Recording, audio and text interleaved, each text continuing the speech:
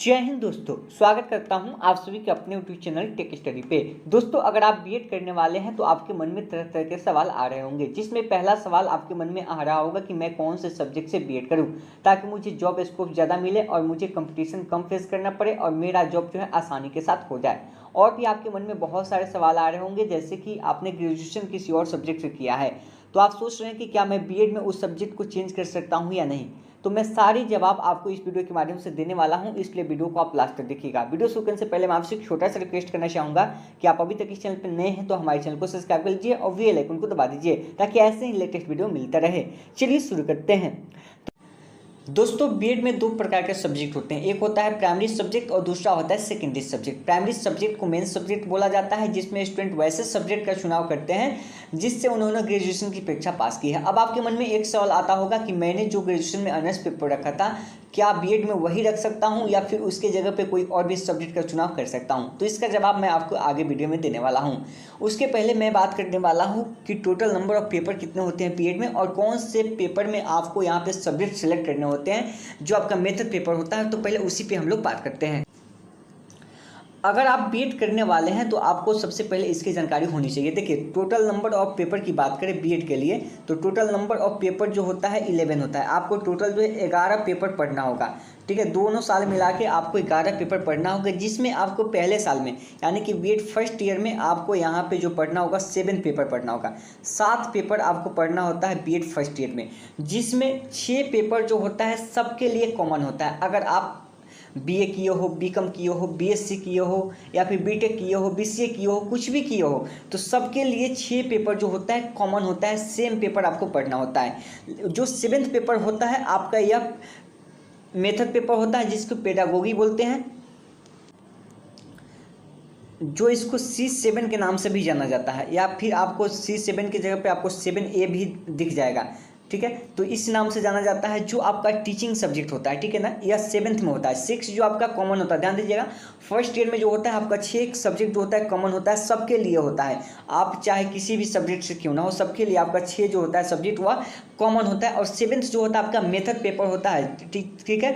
इसी को आपको यहाँ पे टीचिंग सब्जेक्ट के रूप में पढ़ना होगा और इसी को आपको सिलेक्ट करना होगा। इसको सिलेक्ट आप कर सकते हैं ग्रेजुएशन के जो आपके सब्जेक्ट होंगे उसी के आधार पे। अब आपके मन में यह सवाल आ रहा होगा कि मेरा जो ग्रेजुएशन में ऑनर्स पेपर था क्या मैं उसी को रख सकता हूं या फिर दूसरा चेंज भी कर सकता हूं। तो मैं आपको बताना चाहूंगा कि जो आपका ग्रेजुएशन में सब्जेक्ट रहा हो, जो ऑनर्स पेपर रहा हो, अगर आप उसको सिलेक्ट करते हैं तो आपको ज़्यादा फायदा होता है। ज़्यादा फायदा इसलिए होता है क्योंकि आपको उसके बारे में नॉलेज अच्छे तरीके से, आपने 3 साल तक उस पर पढ़ाई किया है और उसको जो है बारीकी से अलग सब्जेक्ट के रूप में लिया है, तो उसके बारे में आपको नॉलेज जो है ज़्यादा होगा।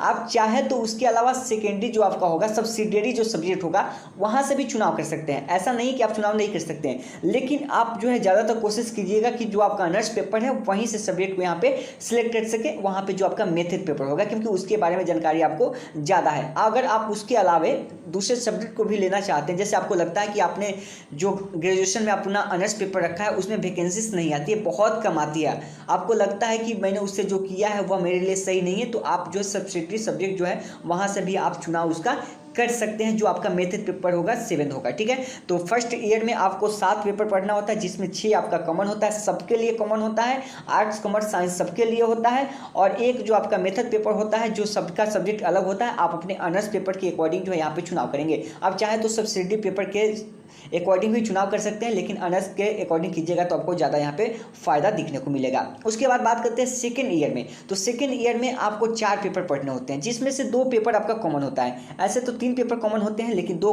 पेपर मैं आपको बता रहा हूँ, इसमें 2 जो है कॉमन होते हैं, सबके लिए कॉमन होते हैं, ठीक है ना। 2 पेपर किसके लिए कॉमन होते हैं? सबके लिए। जैसे आपने देखा कि फर्स्ट ईयर में आपका 6 पेपर जो है सबके लिए कॉमन होगा, उसी तरीके से सेकेंड ईयर में आपको 2 पेपर जो होता है कॉमन होता है सबके लिए। उसके बाद एक आपको सिलेक्ट करना होता है, ठीक है, एक आपको सिलेक्ट करना होता है, और एक आपका होता है टीचिंग सब्जेक्ट। जो टीचिंग सब्जेक्ट आपका जो आपने यहाँ पे सिलेक्ट किया था 7A में, जो C7 था आपका जो मेथड पेपर था, वो आपका तो यहाँ पे भी रहेगा, यहाँ पे 7B के नाम से रहेगा।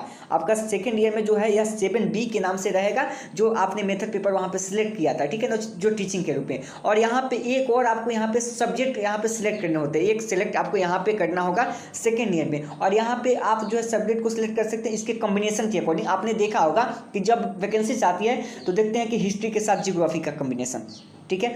और कभी कभी देखते हैं बहुत सारे सब्जेक्ट के साथ अलग का कम्बिनेशन, जैसे मैथ के साथ फिजिक्स का कम्बिनेशन, तो इस कम्बिनेशन के साथ आपको सिलेक्ट करने होते हैं और साथ ही जो आपके कॉलेज में अवेलेबल होते हैं उसके अकॉर्डिंग सिलेक्ट करने होते हैं, और उसके बाद कुछ एक्स्ट्रास भी होते हैं, तो यह कॉलेज के अकॉर्डिंग आप जो है वहाँ पे सिलेक्ट कर पाएंगे। तो ध्यान रखिएगा, जो आपका मेथड पेपर होगा 7A के नाम से जाना जाएगा, और फिर जब सेकंड ईयर में जाएंगे तो वह 7B के नाम से जाना जाएगा, और एक आपको यहाँ पर सिलेक्ट करने होंगे और 2 यहाँ पे आपके लिए कॉमन सब्जेक्ट होंगे, सभी के लिए यहाँ पे कॉमन सब्जेक्ट होंगे, तो आप इसी के अकॉर्डिंग जो है यहाँ पे सिलेक्ट कर सकते हैं। और टीचिंग सब्जेक्ट वह होगा जिसमें आप जो पढ़ाना चाहते हैं, जो आपका मेन हो जाएगा वहाँ पे, ठीक है ना। तो यहाँ पे C7 के नाम से भी होगा या 7B के नाम से आपको दिख जाएगा, ठीक है। अलग अलग यूनिवर्सिटी में आपको अलग अलग चीज़ें आपको यहाँ पे देखने को मिलेगी। अब हम लोग यहाँ पे बात करने वाले हैं कि किस सब्जेक्ट में ज़्यादा स्कोप होगा। आपने अगर ग्रेजुएशन किया हो, हिस्ट्री है, जियोग्राफी है, फिर फिजिक्स है, केमिस्ट्री है, आपने बहुत सारे सब्जेक्ट कर रखे हैं, तो आपको कौन सा सब्जेक्ट अच्छा होगा, किस में वैकेंसी ज़्यादा आती है, अब उस पर हम लोग बात करने वाले हैं। अगर आपने ग्रेजुएशन किया होगा तो इन्हीं सब्जेक्ट में से किसी एक से किया होगा। जैसे बीए किया होगा आपने तो इंग्लिश रहा होगा आपका ऑनर्स पेपर, हिंदी हो, संस्कृत हो, हिस्ट्री हो, जियोग्राफी हो, इकोनॉमिक्स हो, पोल साइंस हो, होम साइंस हो, साइकोलॉजी हो, म्यूजिक हो, और भी एक्स्ट्रा हो सकता है। उसके अलावा आपने अगर बीएससी किया हो तो फिजिक्स हो, केमिस्ट्री हो, मैथ हो, बायो हो, जियोलॉजी हो, बॉटनी हो, यही आपका ऑनर्स पेपर रहा होगा। उसके अलावा आपने बीकॉम किया हो तो आपका अकाउंट्स रहा होगा, इकोनॉमिक्स रहा होगा, बिजनेस स्टडी हो सकता है, स्टैटिक्स हो सकता है, या फिर अदर में आपने किया हो तो बीसीए किया हो, बीटेक किया हो, या फिर बीई किया हो। तो इसी के अकॉर्डिंग आपको यहाँ पे सब्जेक्ट जो है सिलेक्ट करने होते हैं। अब यहाँ पे मैं आपको बताऊंगा कि किस सब्जेक्ट में जो है वैकेंसी ज़्यादा आती है। इस पर एक सेपरेट वीडियो भी मैं बता दूंगा, और जो आपके प्रीवियस ईयर में जो वैकेंसीज आई हुई है उसी के अकॉर्डिंग मैं आपको बता दूंगा, ताकि आपको सिलेक्ट करने में और भी आसानी हो। तो यहाँ पे देखिए, जैसे इंग्लिश से आपने ग्रेजुएशन कर रखा है, या फिर हिंदी है, संस्कृत है, हिस्ट्री है, जियोग्राफी है, इकोनॉमिक्स है, पोल साइंस है, अगर इससे आप बीएड करना चाहते हैं तो बीएड आप कर सकते हैं, किसी भी सब्जेक्ट से आप बीएड कर सकते हैं। लेकिन होता क्या है, इसमें जो जॉब जो होता है, वैकेंसी जो आती रहती है, उसमें ज़्यादा स्कोप किस में होता है, ये भी आपको ध्यान देने वाली बात है। देखिए, इंग्लिश से अगर आपने किया हो तो अच्छा है, आप इंग्लिश से भी कर सकते हैं, हिंदी भी रख सकते हैं, संस्कृत, हिस्ट्री और जियोग्राफी, इस सभी में जो है वैकेंसी ज़्यादा आती है, ठीक है। हालांकि अब आप देखेंगे तो इसमें जो है स्टूडेंट काफ़ी रुचि ले रहे हैं इस सब्जेक्ट में, लेकिन इसमें वैकेंसी जो है ज़्यादा आती है, इसमें सीटें ज़्यादा रहती है, इसलिए यहाँ पे कंपटीशन आपका उतना टफ नहीं होता है जितना मतलब और सब्जेक्ट में होता है, ठीक है। कंपटीशन तो टफ यहाँ पे भी होता है, कंपटीशन तो आपको हर जगह टफ मिलेगा, लेकिन इससे अगर आप ग्रेजुएशन कर रखें तो यही सब्जेक्ट आप बीएड के रखिए, आपके लिए अच्छा है। अगर आपने ग्रेजुएशन में पोल साइंस रखा हो, इकोनॉमिक्स रखा हो, होम साइंस रखा हो, तो भी आपके लिए अच्छा है, आप यहाँ से भी कर सकते हैं। होम साइंस तो गर्ल्स के लिए बहुत ही अच्छा है, क्योंकि यह सेपरेट होता है उनके लिए, गर्ल्स के साथ ही उनका यहाँ पे कंपटीशन होने वाला है, तो गर्ल्स जो है इसका चुनाव कर सकते हैं। या फिर म्यूजिक हो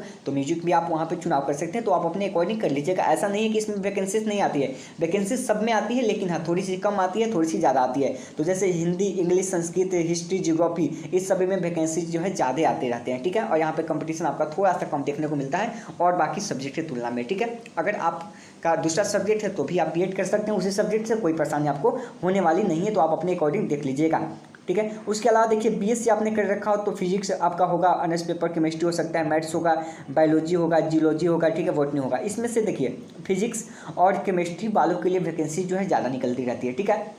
क्योंकि आपने देखा होगा कि बहुत सारे स्टूडेंट बीएससी करते हैं, ठीक है, उसमें से बहुत सारे स्टूडेंट जो होते हैं मैथ ले लेते हैं, क्योंकि उनको केमिस्ट्री और फिजिक्स जो है पल्ले नहीं पड़ता, थोड़ा सा उनको उस हिसाब से एडजस्ट नहीं कर पाते हैं जितना करना चाहिए मैथ को।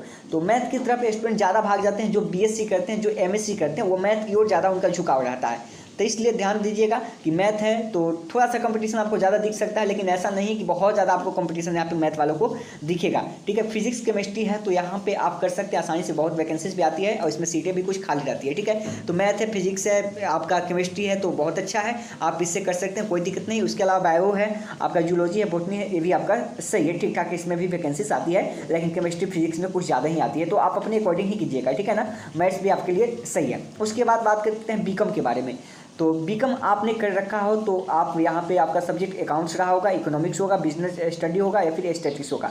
तो देखिए, जब भी आप यहाँ पे सब्जेक्ट सेलेक्ट करते हैं तो यहाँ पे आपको बीकॉम वाले के लिए कॉमर्स ग्रुप का चयन करना होता है, ठीक है। आपको वहाँ पे एक सब्जेक्ट सेलेक्ट करना होता है कॉमर्स ग्रुप, आप उसको सिलेक्ट कर सकते हैं बीएड में, ठीक है। उसमें आप एक्स्ट्रा चाहे तो मैथ भी ले सकते हैं, इकोनॉमिक्स भी ले सकते हैं, कंप्यूटर साइंस भी ले सकते हैं, उसके अकॉर्डिंग आप वहाँ पे सिलेक्ट कर सकते हैं। तो वो आप देख लीजिएगा और उसके अकॉर्डिंग जो भी आपको अच्छा लगता है कर लीजिएगा, लेकिन वहाँ पे एक आपको ग्रुप सिलेक्ट करना होता है, कॉमर्स ग्रुप आपको वहाँ पे सिलेक्ट करना होता है। अब इसके अलावा आपने बीसीए किया हो, बीटेक किया हो, या फिर बीई किया हो, ठीक है, तो इसमें आप जो है सिलेक्ट कर पाएंगे। इसमें आपको सब्जेक्ट का कॉम्बिनेशन मिल जाएगा, कॉमर्स विथ साइंस मिल जाएगा, फिर कॉमर्स विथ कंप्यूटर मिल जाएगा, फिर आईटी मिल सकता है आपको, फिर इसके अलावा आपको मिल जाएगा मैथ्स विथ कंप्यूटर साइंस, उसके अलावा आपको मिल जाएगा फिजिक्स विथ कंप्यूटर साइंस, या फिर आपको अगर साइंस मिल जाता है तो मेनली आप उसको ले लीजिएगा, ठीक है। उसके अकॉर्डिंग आप जो है 10 तक तो पढ़ा ही सकते हैं। और एक चीज़ मैं यहाँ पे मेंशन करना भूल गया कि अगर आपने यहाँ पे बीकॉम किया है, ठीक है, बीकॉम करने के बाद आप बीएड करते हैं तो आपको उसके बाद जो है एमकॉम करना पड़ेगा, तभी आप जो है गवर्नमेंट जॉब के लिए अप्लाई कर सकते हैं। तो आप बीएड के बाद आपको एमकॉम करना होगा उसमें, ठीक है, तो वो आप एमकॉम भी कर लीजिएगा, वहाँ से स्कोप आपका बढ़ जाएगा। तो आप अच्छे से समझ गए होंगे कि फर्स्ट ईयर में आपको कौन सा मेथड पेपर सिलेक्ट करना है। तो जो आपका ऑनर्स पेपर होगा उसी के अकॉर्डिंग आप सिलेक्ट कीजिएगा, क्योंकि 7 पेपर आपको पढ़ने होते हैं। टोटल 7 पेपर आपको फर्स्ट ईयर में पढ़ने होते हैं, जिसमें 6 पेपर सबके लिए सेम होता है, ठीक है। और एक आपका 7 पेपर होता है जिसको मेथड पेपर भी बोलते हैं, तो वो आप अपने ऑनर्स के अकॉर्डिंग सेलेक्ट कर सकते हैं, या फिर सब्सिडी के अकॉर्डिंग जो आप उसको सिलेक्ट कर सकते हैं। लेकिन मैं ज़्यादा प्रेफर करूँगा कि आप ऑनर्स के अकॉर्डिंग ही सिलेक्ट करें, तो आपके लिए ज़्यादा बेटर होगा। उसके अलावा जब आप सेकेंड ईयर में जाएंगे तो उसकी भी बातें मैंने बता दी कि वहाँ पे भी आपको 4 पेपर पढ़ने होते हैं, तो टोटल आपको 11 पेपर पढ़ने होते हैं, ठीक है। 11 पेपर आपको पढ़ना होगा फर्स्ट और सेकेंड ईयर मिला के, और उसी के कॉम्बिनेशन के अकॉर्डिंग आप जो वहाँ पे सिलेक्ट कर सकते हैं। जैसे कि आपने मेथड पेपर अगर रखा है, हिस्ट्री रखा है, तो फिर आपको वहाँ पर एक चीज़ तो रहेगा, फिर उसके साथ कॉम्बिनेशन आपको वहाँ पे निकालना होगा, तो ठीक है। वैसे जैसे आप वैकेंसीज देखते हैं तो कभी कभी हिस्ट्री के साथ जियोग्राफी का कॉम्बिनेशन आता है, ठीक है, तो हिस्ट्री के साथ जियोग्राफी का कॉम्बिनेशन हो सकता है, और भी सब्जेक्ट है सबके साथ सबका कॉम्बिनेशन हो सकता है, तो उसके अकॉर्डिंग आप जो है उसका कॉम्बिनेशन जो है तैयार कर सकते हैं। तो उम्मीद करते हैं कि आज आपको पूरी टॉपिक जो है अच्छे से समझ आ गई होगी। अगर फिर भी आपके मन में कोई डाउट होगा तो आप मुझे कमेंट करके बताइएगा, फिर मैं उसका रिप्लाई करूँगा। तो वीडियो को लाइक कीजिएगा, चैनल को सब्सक्राइब कर लीजिएगा। मिलते हैं नेक्स्ट वीडियो में। जय हिंद।